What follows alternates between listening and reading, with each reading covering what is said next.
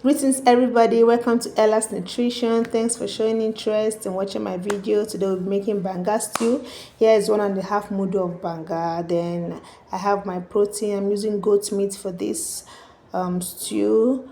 This is my dried fish, my stock fish, scotch bonnet pepper, onions. I added even more onions because I love using lots of onions for this stew.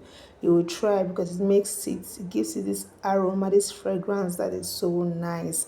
Yeah, this is my crayfish, which is neatly selected. My sauce here is, I have my cube. Here is bonga fish. I grounded it with this ehuru. You can go to the market and tell them to give you spice for banga stew. They will give it to you. So I love using this bonga fish. I love blending it or grinding it or pounding it, whichever you can afford.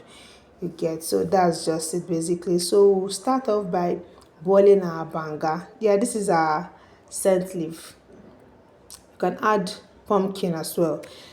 Yeah, boil our banga, allow it to be boiling in a separate pot. Then you season your goat's meat. When you season it, you place it on fire and allow it to extract its juice. After some time, you check it and add water so that it can cook very well.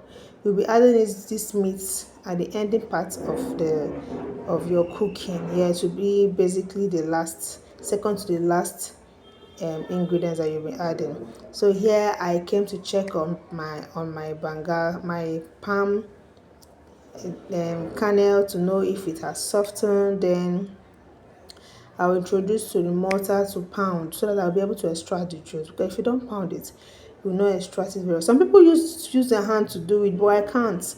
Pounding makes it a lot easier for me. So yeah, you make sure you pound it so well so that you can get enough juice from it.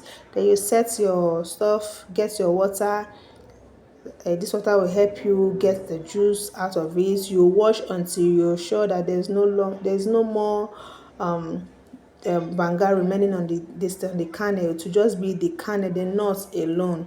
So yeah, you now pour it into a sieve to separate the chaff from the juice.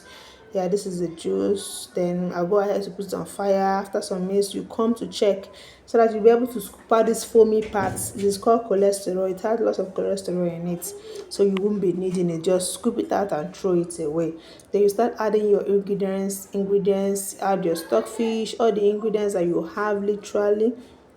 Then yeah, basically you add all the ingredients, then allow to boil until it has got like, until it's thick enough to your own taste, the way you want it to be thick, how thick you want it, that's how you will leave it.